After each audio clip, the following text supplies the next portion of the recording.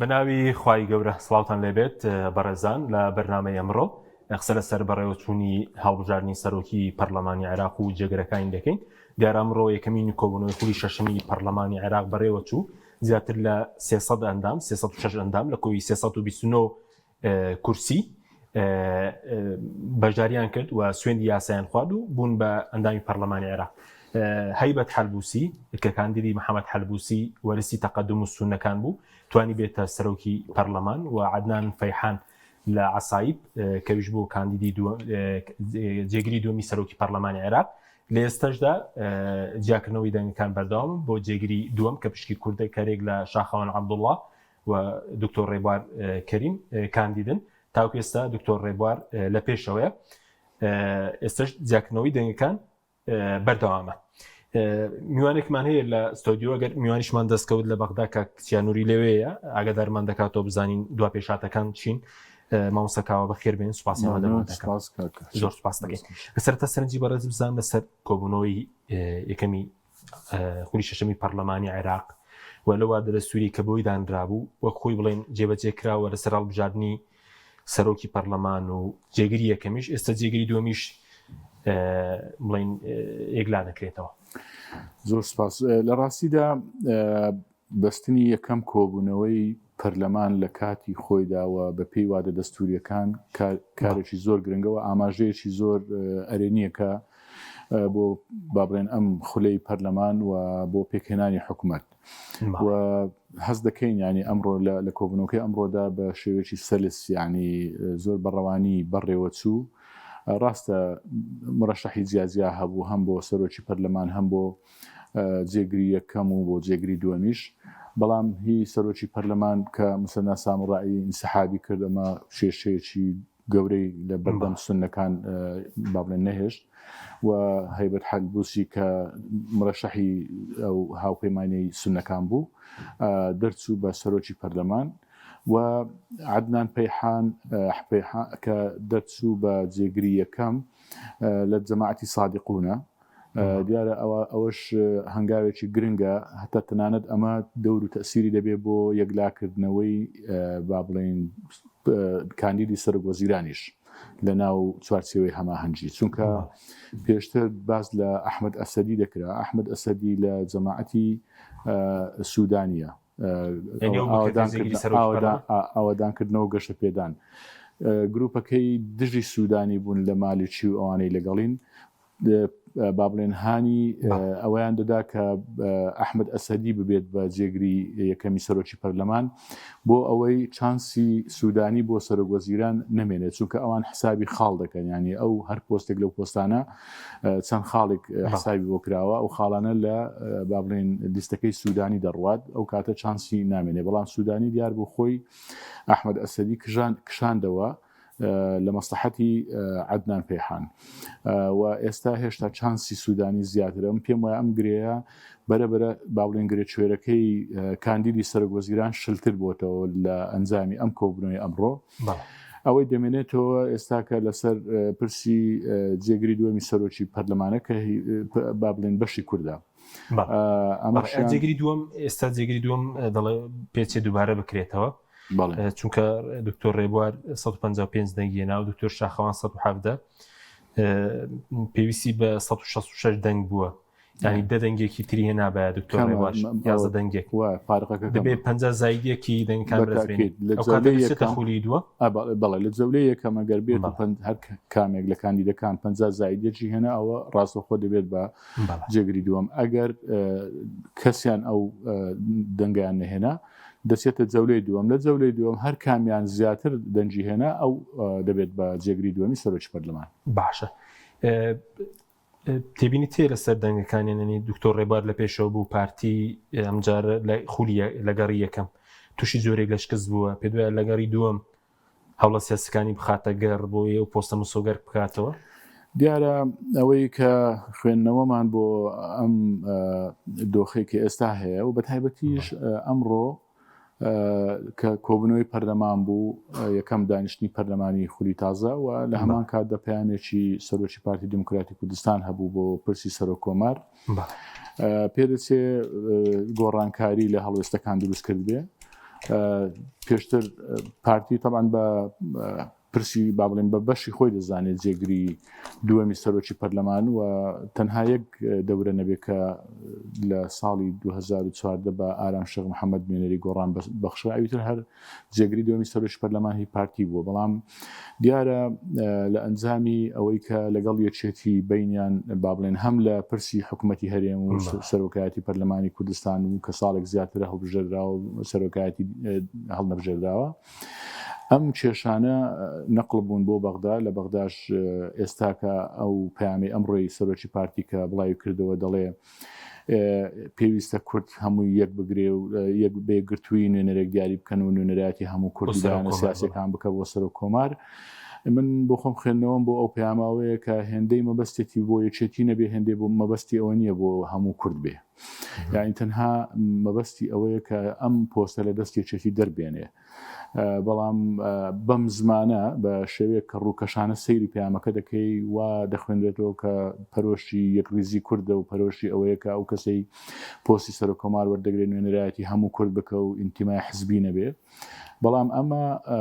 لە پشتی لە نێوان دێرەکان و لە پشتی بابڵێن خوێندنەوەی ئەو دیوی بابڵێن ماناکانی ئەم پەیامە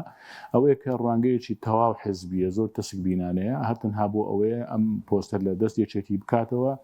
ئیتر هەر کەسێکی تر و هەر لایەنشتر بێ پێی باشتر لەوەی بەستەن هایەکێتی نەبێ. ئەمەش دیسانەوە لە ئەنجامی ململانیەکانی ئەم دوو هێزە سیاسیە کە بەداخەوە پرۆسی سیاسیان لە هەرێمی کوردستان پەک خستووە و لە هەمان کاتیشدا لە بەغداش یەکریزی کوردیان تێکداوە و لە کاتێکدا شیعەکان چوارچێوەی هەماهەنگیان هەیە سەرڕای جیاوازی و ململانیەکانی ناوخۆیان سوننەکان با بڵێن ئەنجومەنێکی سیاسی نیشتیمانیان دروست کرد لە ماوەی دوایی و ئێستا لەسەر سەرۆکی پەرلەمان تقریبا متفق بوون کەچی کورد بەداخەوە ئاوا پەرتەوازە و دژ بە یەک ئیش دەکەن و وەفدی جیاجیا وەفدی حزبی دەچن بۆ مەکسەبی حزبی لە بەغدا بۆ پۆستەکان. ئەمە وای کرد کە یەکێتی هەڵوەستەیەک بکە و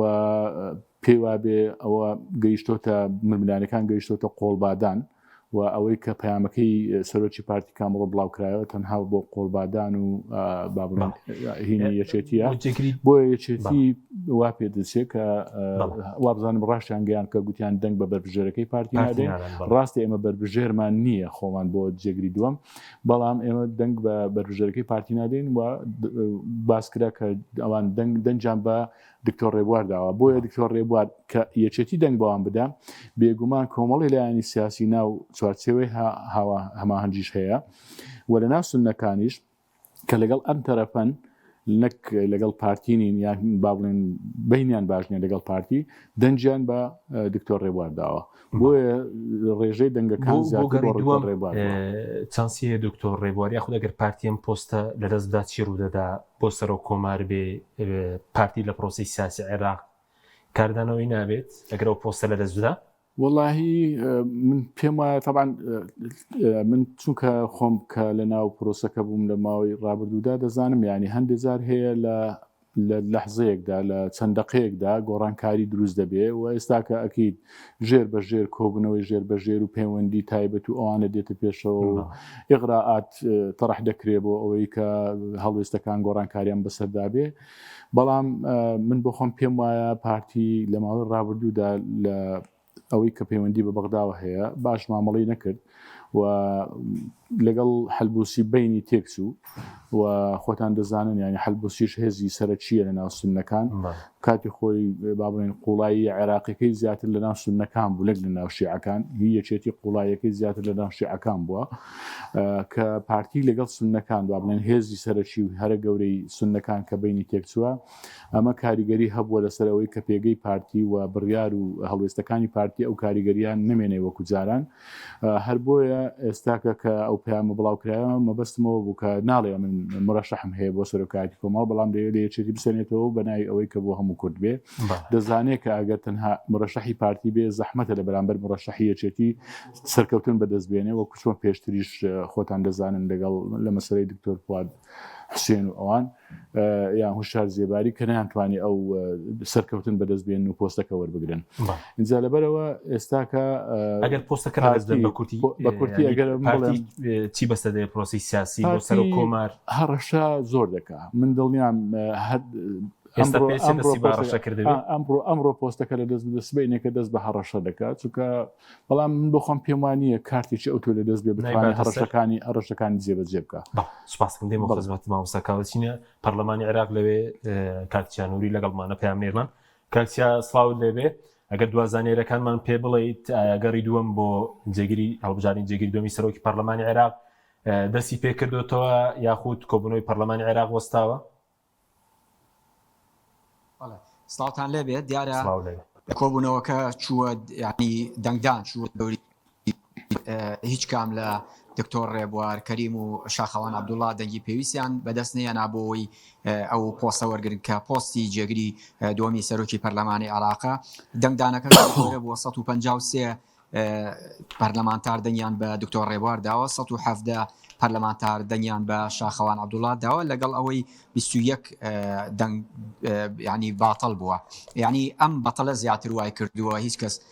لە هیچ کام لەو دوانە نەتوانن سەرکەون بۆ ئەو پۆستە. بۆیە دەنگدان و کۆبوونەوەکە بۆ جەولەی دووەم دواخرا بەڵام ئەوەی هەیە تاکو ئێستا دەستی پێر نەکردووە کۆبوونەوەکە پەرلەمانتاران بەشێکیان لە ژوورەوەن بەشێکیان هاتوونەتە دەرەوە بە تایبەتی فراکسیۆنی بەشێکی زۆر لە فراکسیۆنی پارتی هاتوونەتە دەرەوە بەشێکی فراکسیۆنی یەکێتیش لە دەرەوەن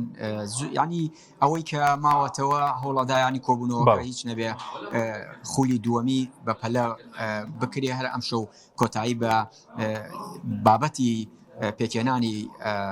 ینی سەرۆکاتی پەرلەمانی عێراق بهێنرێەوە پێویستە ئەم شەو کە لە ژوورەوە قسە کراوە لە نێو هۆڵی پەرلەمان و تویانە پێویستە خولی دووەم بەڕێوە بچێت تاکو هیچ نەبێ ئەم شەو کۆتایی بە بابەتەکە بهێنرێ. بەڵام ئەوەی گرنگە لە ئێستا بەدواوە ئیتر من لە ڕاستەوخۆی کاتژمێر هەشتیش باسم کرد کە کەوتە خولی دووەم ئەو کاتە ئیتر گۆڕانکاری دیکە ڕوەداوە ڕێکەوتنی سیاسی دێتە ئاراوە تەلەفۆنات دەکرێت ئیتر ینی پشێک لەناو پەرلەمان دروستە بێ بەبوونی ئەوە ئیتر ئەمێنێتەوە تاکو بزانم چی ڕوەدا لە خولی ئایا ڕێکەوتنی سیاسی دەکرێت ئایا پارتی دموکراتی کوردستان فراکسیۆنی پارتی دەچنە هۆڵی پەرلەمان بەم جۆرەوە بەو جۆرەی کە ڕێکەوتن ناکرێت. ئەمە لەلایەک لەلایەکی دیکەوە بەشێکی زۆر لەو فراکسیۆنانەی بە تایبەتی حەلبوسی ینی هاوپەیمانی تەقەدم ئەمە بە تەواوەتی کاریان لەسەرەوە کرد کە کاندیدی دووەم کە دکتۆر ڕێبوارە دەربچێت لەبەر ئەوەی ئەوان پیان وا بووە کە پارتی دەنگی بە کاندیدەکەی ئەوان نەداوە بۆ سەرۆکی پەرلەمان. ئەمە لەلایەک لەلایەکی دیکە بەڵێ ئەو لایەنانەی دیکە کە دەنگیان بە دکتۆر ڕێبوار داوە بە تایبەتی یەکێتی لە دوای بەیاننامەکەی کاک مەسعودەوە ئەم بابەتە زیاتر ئاڵۆز بوو لەبەرەوەی یەکێتی خۆی بێلایەن کردبوو و ڕائی نەبوو لەسەر ئەوەی کە دەنگ بە چ کەسێک ئەداوە دەنگ بە دکتۆر شاخوان بەڵام بەڵێ دکتۆر ڕێبوار تەنها کاندیدی ڕاوتیاڵەوێز بوو یاخولایەنە ئۆپۆزیسیۆنەکان پێشتر گفتوگویان لەسەر کردبوو ئەوەندەی بەڕێز زانیاری تەبێ کۆبوونەوەی هین دکتۆر ڕێبوار کاندیدی هاوپەیمانی هەڵوێستە کاندیدی کۆمەڵی دادگەری و یەکگرتووە لەبەر ئەوەی ئەمان پێشتر کۆبوونەوەیان کرد و لە کۆبوونەوە ڕێککەوتن کە ئەمان لە نێو پەرلەمان کاندیدیان دەبێ و کاندیدەکەش دکتۆر ڕێبوارە. بۆیە وەکو باسم کرد ئەمە کاندیدی ئەوانە و لەگەڵ ئەوەشا وەکو باسم کرد دەنگ نەدانی پارتی کە تەقەدم خۆیان دەڵێن کە دەنگیان نەداوە بە هەیبەت حەلبوسی ئەمە وای کردووە کە حەلبوسی کار لەسەرەوە بکات ئەو کوتلانەی دەوروبەریشی کە بە قسەی ئەوەکەن دەنگ بە دکتۆر ڕێبوار کەریم بدەن. لەلایەکی دیکەوە بابەتی بەیاننامەکەی کاک مەسعود لەسەر سەرۆکی کۆمار و پۆستی سەرۆکی کۆمار و بابەتی ناو پەرلەمانی کوردستان ومانە یا وای کرد کە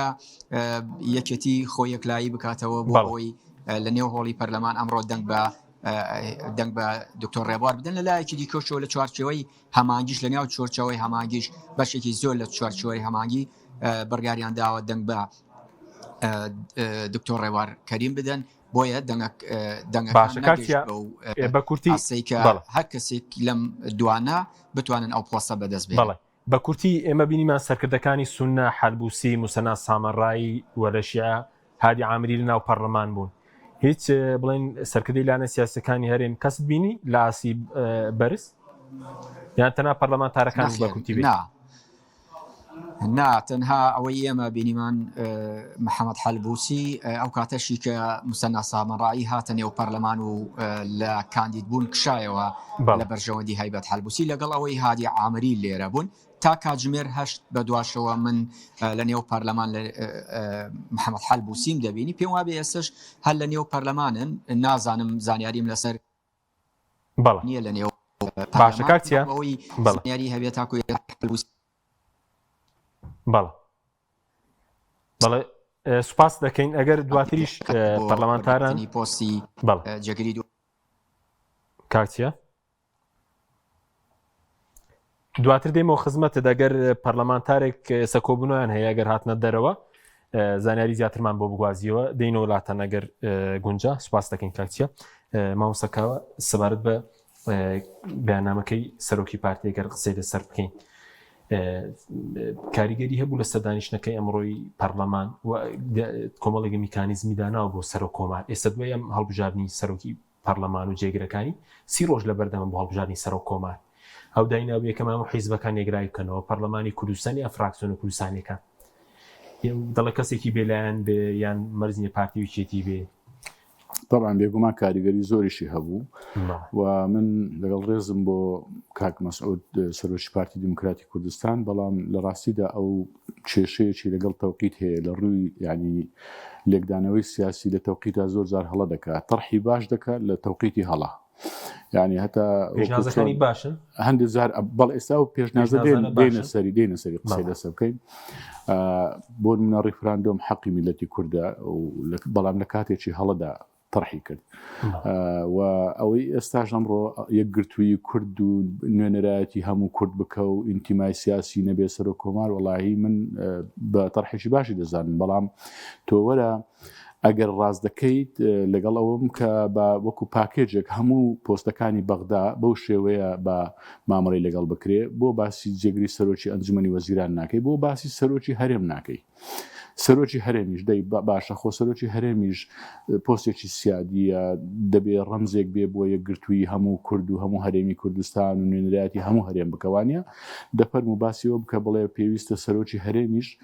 با ئینتیمای حزبی نەبێ نوێنەرایەتی هەموو لایەنە سیاسیەکان و هەموو خەڵکی کوردستان بکە بۆ کاتی خۆی کاک مەسعود کە سەرۆکی هەرێم بوو خۆی لە پۆستەکە بوو پۆستی سەر و کۆمار پشتی یەکێتی بوو هیچ کێشەی نەبوو هەوڵی دەدا کە ماوەی سەرۆکایەتی کەشی درێژ بکاتەوە ئەو کاتە پۆستی یەکێتی بوو لەبەرەوەی خۆی پێویستی بۆ بوو لە پۆستەکەدا بمێنێتەوە بۆ ئێستاکە دەبێت پۆستی تەنها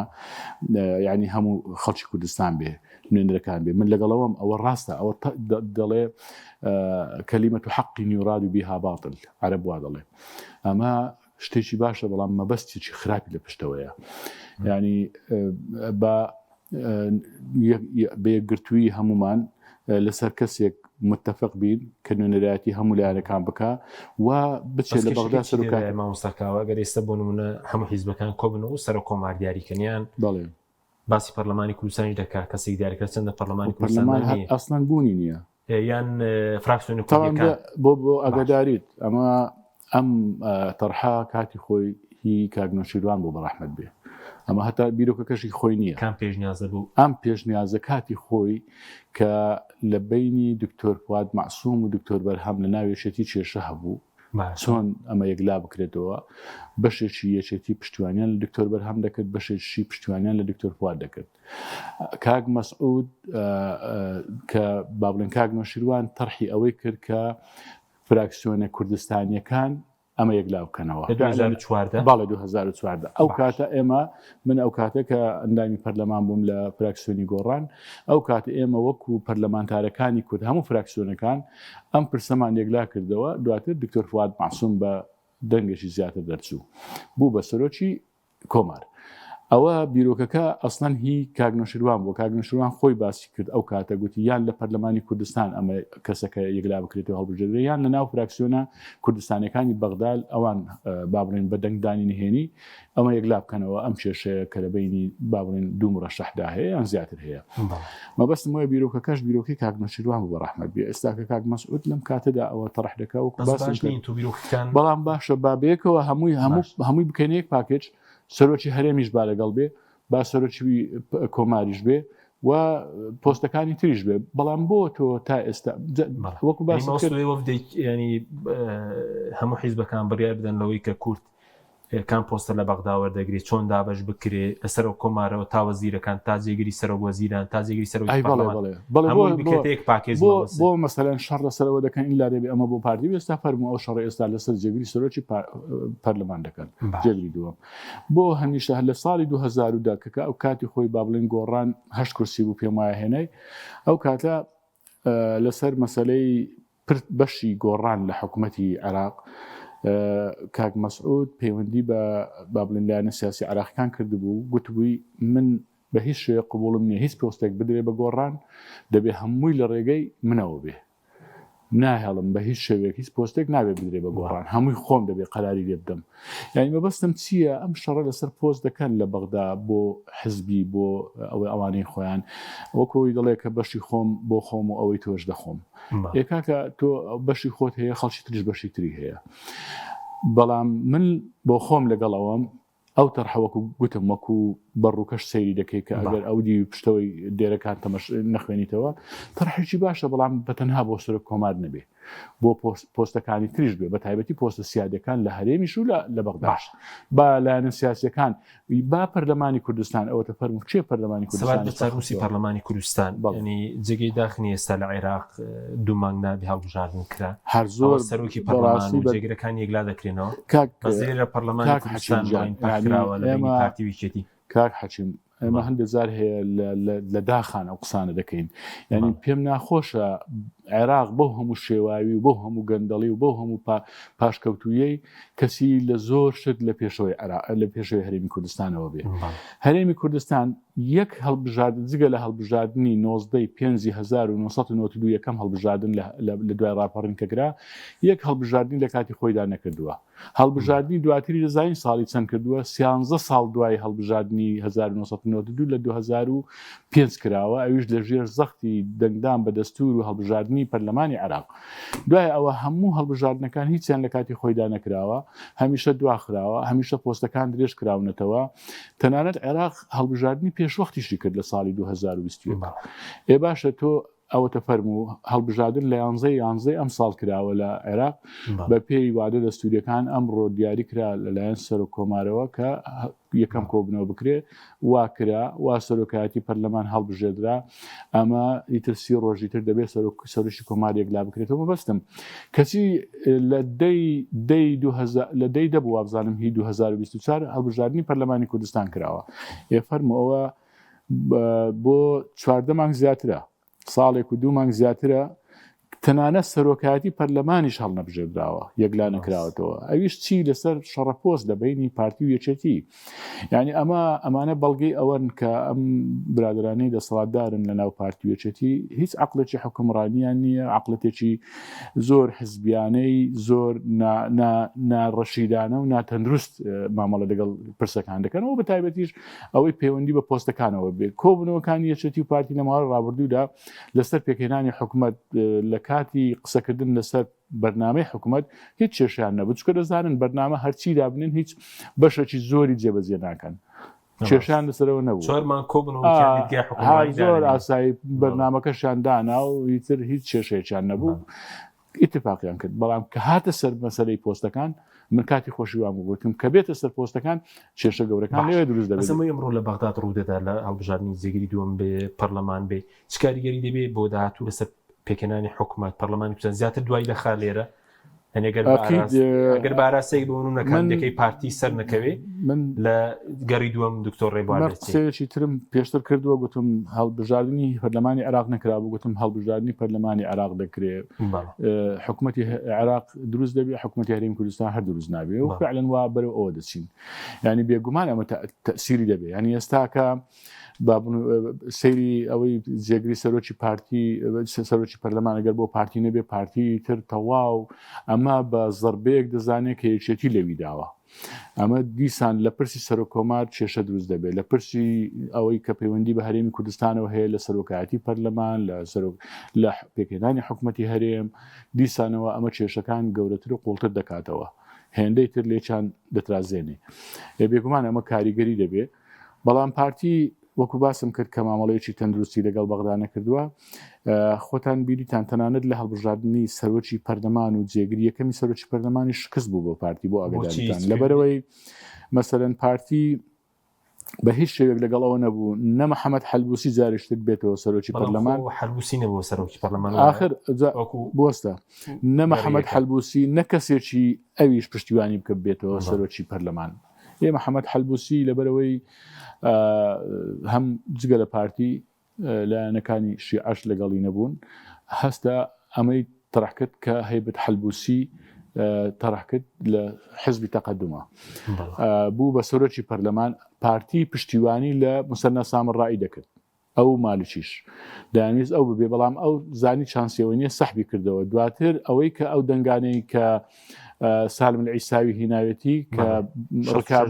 ڕکابەر بوو لەگەڵ هەیبەت حەلبوسی دەنگەکانی بەشێکی دەنجی پارتین کە دراوە بە سالم العیساوی دوای ئەوە لە ئەوەی عەدنان فەیحانیش دیسانەوە پارتی مەبەستی بوو ئەو نەبێ ینی بابڵێن ئەو گروپی عەسایب نەبێ بەڵێ محسین مەندەلایی پشتیوانی لەو دەکرد و دەنگانە عەسایبی هەلی حەقەوە پارێزگاری بابل بوو لە قیاداتی عەسایبی ئەهلی حەقە و دیسانەوە ئەوەشان بە زەرەری پارتی شکایە یان بابڵین دڵخوازی پارتی نەبوو محسین مەندەلایی دڵخوازی بوو ئێستا دیسان لە جێگری دووەم و خەریکە بەرەو ئەوە دەچین شانسی دکتۆر ڕێبوار زیاتر بێ لە دکتۆر شاخەوان ئەگەر لە حاڵەتێکدا دکتۆر ڕێبوار کە کاندیدلایەنەکانی ئۆپۆزیسیۆنش پشتگیریان بۆ کردووە و پشتیوانیان کردووە جێگەلەوە یانە سونیەکانی شوون شاعکانیش دەرچێت وادەکە پارتی بنوونە لە پرۆسی سیاسی بکشێتەوە یان بەشداری هەڵبژاردننی سەر و کۆمار نەکە یان حکومەت نەکەوە ڕوو دەدات ڕەنگە مقاتعی هەندێک جەلساتی پەرلەمان بکە بڵێ ئیتر ئێمە هەڵوێسمان دەبێ و هەڕەشە بکە و بۆ سەرۆکی پەرلەمان بۆ سەرۆکی بابڵێن کۆمار بڵێ مڕەشەحی نەبێ هەوڵ بدە مڕەشەحەکەی یەشێتی بخات بەڵام من بۆ خۆم پێم وایە ئەم مەسەلەی کشانەوەیە لە پرۆسی سیاسی هەڕەشەیەکی بەتاڵە بە هیچ شێوێک جێبەجێ ناکا پارتی باش بەس و کولایەنە کوردیەکان بڵێنەوە بەڕێزوتە یەکێتی بەجیا پارتی بەجیا گۆڕان و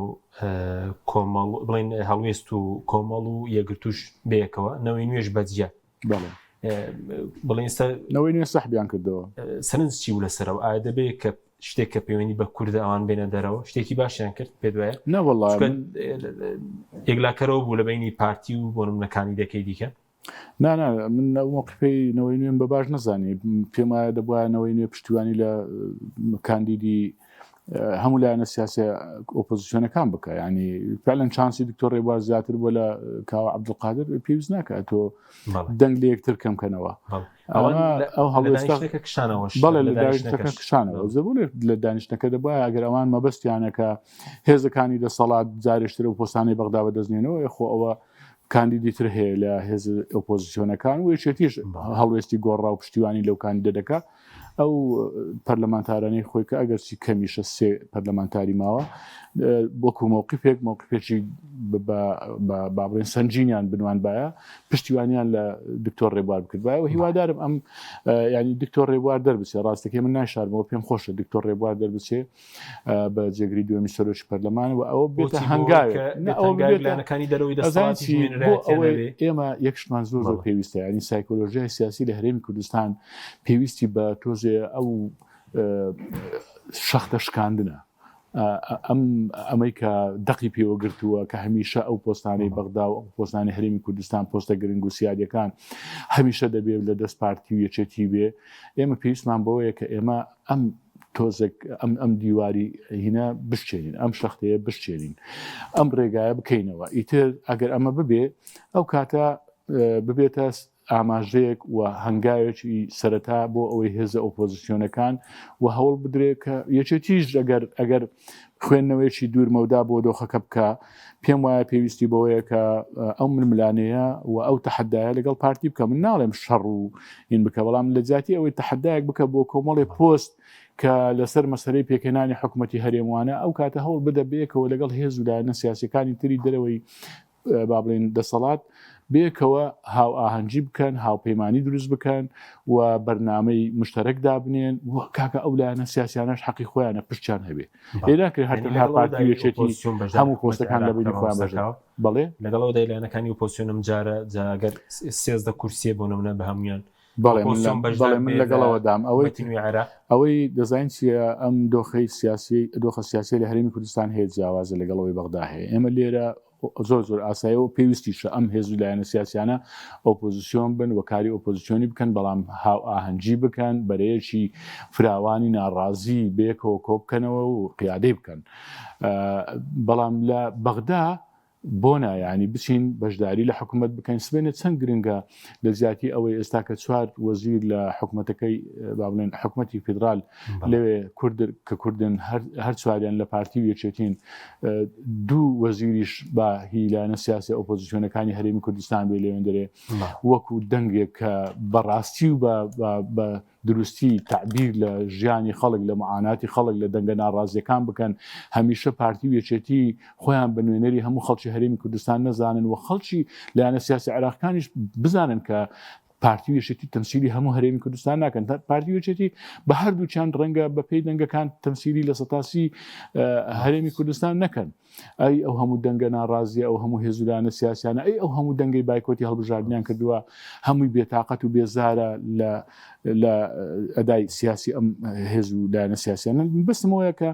لە بەغدا من لەگەڵ ئەوەم کە بە هاوپەیمانەتی بەڵام بە تاکوتەرانە نەمەفاوەزات بە تەنها بکەن دوو بەشنیستە کۆمەڵ و هەڵوێست و یەگرت و تقریبا تا ڕادێک لێک نزیک بوونەوەیە بەس نەوەی نوێ جارێ هەر بەتەنایە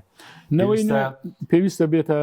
ڕێزمانگی هەبێ بەڵێ پێویستە بێتە هاوپەیمانی هیوا هەبوو لە سەردەمیەوە بەڵێ ئەمە کاتی خۆی هاوپەیمانی هیوا 15 ئەندامی پەرلەمان بووین و توانیمان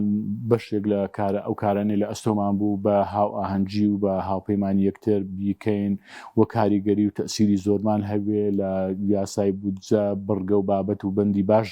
جێبکەینەوە و کۆمەڵێک یاسا لە گۆڕانکاری تێدا بکرێ هەموار بکرێ لە بەرژەوەندی هەرێمی کوردستان و هەمیشە پارتی و یەکێتی لە بەرژەوەندی خۆیان دەقەکان دانەڕێژن ئێمە چکە بەڕاستی ڕقم گرنگە 15 پەرلەمانتار کەم نییە و لایەنە سیاسی عێراقیەکانیش حسابێکی تایبەتیان بۆ دەکردین وەک چۆن مەسەڵەن یەکێتی 18 کورسی هەبوو ئێمە 15 کورسی بووین ینی فەرقێکی وامان نەبوو بێکەوە دەهاتن ینی سێ کوتلەی گەورەی کوردی بووین پارتی یەکێتی هاوپەیمانی هیوا ئێمە زۆر جار یاریمان دەکرد لەوەی کە چۆن بتوانین ئەو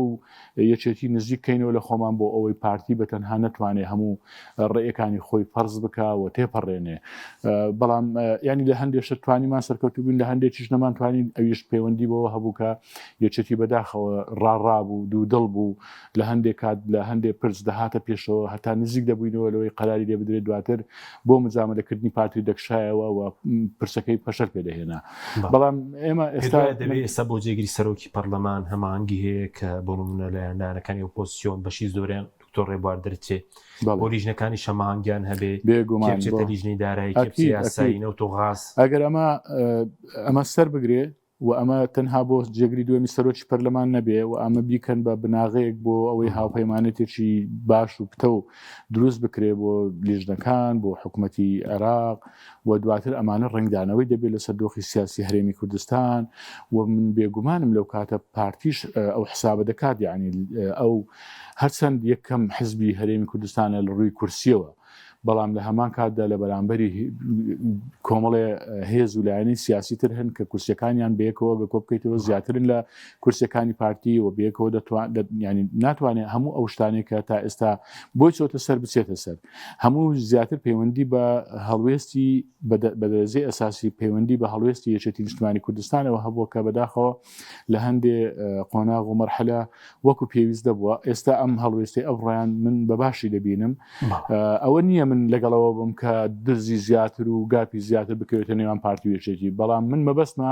کە هەنگاو بە هەنگاو هەوڵ بدرێ کە ئیستحقاقی کورد وەکۆی کە هەیە فعلا وەکو ئیستحقاقی کورد مامەڵێ لەگەڵ بکرێت نەک تەنها وەکو ئیستحقاقی پارتی و یەکێتی. باشە بەس ئەمڕۆ پۆستەکانی پەرلەمان بە تایبەتی لە نێوان شیع و سوننە ئێستا لە لیستەکەی حەلبوسی کەسێک بۆتە سەرۆکی پەرلەمان هەیبەت حەلبوسی بازەکری ئامۆزایی بێ لەگەڵەوەی ئاسایب عەدنان فەیحان ئەمە کاریگەری دەبێت لەسەر دابەشکاری پۆستەکان لە حکوومەتی نوێ لە نێوان بۆ نمونە لایەنەکانی دیکەی سوننە زیاتر پۆست وەربگرن شیعەکان پۆستی دیکەوەرگن و دابەشکاریە هەیە بێگومانە ئەکەیت یعنی ئەم پۆستانە هەمووی کە بێکەوە لە سەرتاوە لە یەکەم دانیشتنی پەرلەمانەوە کە دەست پێ دەکە وەکو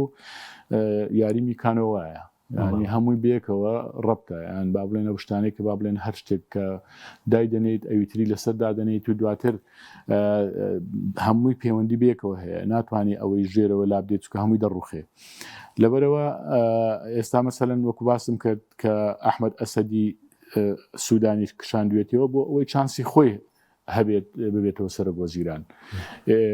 ینی عەدنان فەیحان کە با بڵێن عەسایب پێم وایە 28 کورسیان 27 کورسیان ئەوان ئەوان ئەوەی ئیستحقاقی خۆیان وەرگرتووە حەلبوسی ئێستا با بڵێنەوە ئیستحقاقی خۆی وەکو سەرۆکی پەرلەمان لە ناو سوننەکان وەرگرتووە بێگومان کە دێتە سەر پرسەکانی تر و پۆستەکانی تر لە ناو سوننەکان بە هەمان شێوە ئەوان لایەنەکانی تر ئیستحقاقی خۆیان داوا دەکەن ئی کوردیش ئێستا کە ئەگەر بۆ پارتی نەبێ ئەو کاتە پارتی دەتوانێت بۆ خۆی لە حکوومەت کە پۆست بڵێ من بەپێی خاڵەکانم داوای ئەو دەکەم حەقی خۆیەتی داوای بکە باشە بەس بۆ سەر و کۆمار ئێستا ئێمە ئەمڕۆ کە دانیشتنی 29 مانگە 30 ڕۆژ بەپێی وادەی دەستوردانراوە بۆ سەر و کۆمار لە ماوەی 30 ڕۆژە دەبێ هەڵبژێرێت پێ دوای لەو 30 ڕۆژەدا سەر و کۆمار کە پشکی کوردێگرا بکرێتەوە سیناریۆکان چاوەڕێی چین وڵایی دەبێ یەکلا بکرێتەوە لە ڕاستیدا چونکە وەکو گوتم هەمویان التزام بە وادە دەستوریەکان دەکەنەوە قەراری محکەمە ئیتحادیشە لە ساڵی 22 و قەراریداوە و تر هەتا ئێستا کە دەبێت ینی ئێستا کە لە یەکەم جەلسە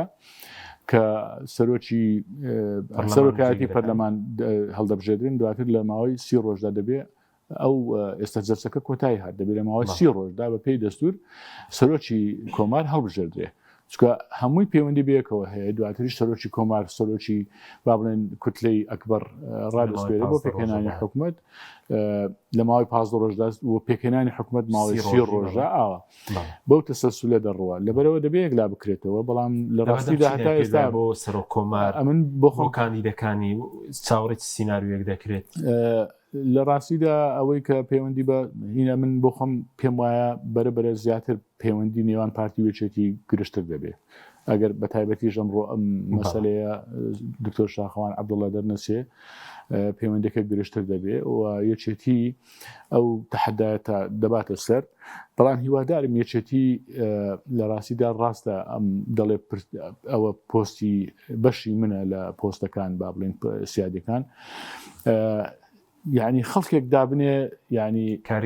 کاریگەر بن ینی بەڕاستی ئەمە ڕاستە کە دەبێتە سەر و کۆمار وازی هەیە هەموو عێراق لە ڕووی نێودەوڵەتیەوە نوێنەرایەتی هەموو عێراق دەکا پۆستێکی گرنگ و گەورەیە لە هەمان کاتدا بەڕاستی بۆ کوردیش پێویستە کەسێکی شایستە و شیاوێک کە سەری کورد بەرز بکاتەوە نەک یعنی ئینسان وەکو دەڵێ بڵێ ئەزی تێدا یعنی ئەم بە حزبیکردنەی پۆستانە وای کردووە بەڕاستی خەڵکانێک لەو پۆستانە لە بەغدادا بمەوێ وەزیرەکانیش بێگومان اینجا ئەوانی تریش لە پۆستەکان خەڵکێکدا بنرێت کە هەندێک زار دەڵێن بەداخەوە بۆتە جێی گاڵتەی لایەنە سیاسی عراقیەکان و خەڵکی عراقیش لە شارعی عراقیش بەداخەوە حەق نییە خەڵکێک دابنین بەس دەبەرەوەی کە با بڵێن یەکێتیە یان پارتیە خەڵکێک دابنێن ئۆکێ لە ململانە حزبەکان گەیشتۆتە ئەوەی کە ئەوە دەڵێهی بەشی منە بەڵام خەڵکێک دابنێ سەری حزبەکەت بەرز بکاتەوە سەری ملەتەکەت بەرز بکاتەوە کاریگەر و کارا بێ هەڵس و ڕاو بێ یعنی بتوانێت لە پەیوەندیکردن کەسێکی دیبلۆمات و کەسێکی یعنی کاریگەر بێ ینی نەک کەسێک بێ کە لە ڕاستیدا کورسەکەی خۆی پڕ نکاتەوە بەزیکەتی زیاتر بۆ پۆست امتیاز بڵێن بۆ امتیاز ناوێت امتیازی مادی چونکە دوولی وای هەیە و پارێکی زۆرە زیاترەوە مەوەسەکەی نییە ئەمە شتێکی بەدیهیاتە ینی پارتی بێچێتی تێڕوانین و بیرکردنەوەیان وەکو کۆمپانیا وەکو بەڕێوەبەری کۆمپانیا بیر دەکەنەوە خۆمان لە هەرێم دەیبینین ینی دۆخەکە چۆنە یعنی نەک وەکو سەرۆکی حزب و خاوەنی مەبدە و بەرنامە و پلان و پرەنسیب ئەو شتانە لە بەرچاو ناگیرێ ئەوان لە بەغداش و لە هەرێمیش هەرچی پۆستە هەرچی شتێکە پێوەرەکانیان پارەیە پامادەیە چەندیان دەست دەکەوێت بۆ ئەوی چەند بتوانن هێز و بڵێن چەکدارەکانی خۆیان ئیدارە پێ بدەن و بەردەوامی پێ بدەن و میدیاکانیان و یعنی حزبەکانیان بۆ ئەوەی کە خەڵکەکە لەگەڵیان بمێنێتەوە چکە خەڵک بەشی زۆری بۆ مەبدە لەگەڵیان نەماوەتەوە بۆ پارە و بۆ مەسلحەت و بەرژەوەندی تایبەتی لەگەڵیان ماوەتەوە سەبارەت بە سەرۆکی کێتی باز دەکرێت بۆ سەرۆکی کۆمار پێ دوێ قسەیەک بوو کرا و پێمای قسەیەک بوو کرا و ئەو ناکرێت ینی ناوێت بۆ پەیوەندی بە وڵایی کۆمەڵێک شت هەیە ینی ئێستا یەکێک لە شتە گرنگەکانەوەیە کە دەبێت زمانی عەربی بزانێت نەک هەر بزانێت دەبێت زمانی عەربی باشش بزانێت یعنی تۆ سەرۆک کۆماری وڵاتێکی کە زۆرینی عەرەبە ڕاستە ئێمە بەپێی دەستور دوونەتەوەی ئەساسی ئەم وڵاتین بەڵام تۆ ینی لەگەڵ دەوڵەتە عەرەبیەکان لە جامیعەی عەرەبی ئەندامی لە ئیتر پەیوەندیت بەردەوام زیاتر لەگەڵ دەوڵەتە عەرەبیەکانە ناکرێتەوە زمانی عەربی نەزانین زە نازانم لە ڕووی شەهادەوە دەبێ بە کەلۆریۆست هەبێ و ئەنجا بەڵێ تەمەنت ساڵ بێت تەوافقاتی عەربیشی گرتووە دەبێت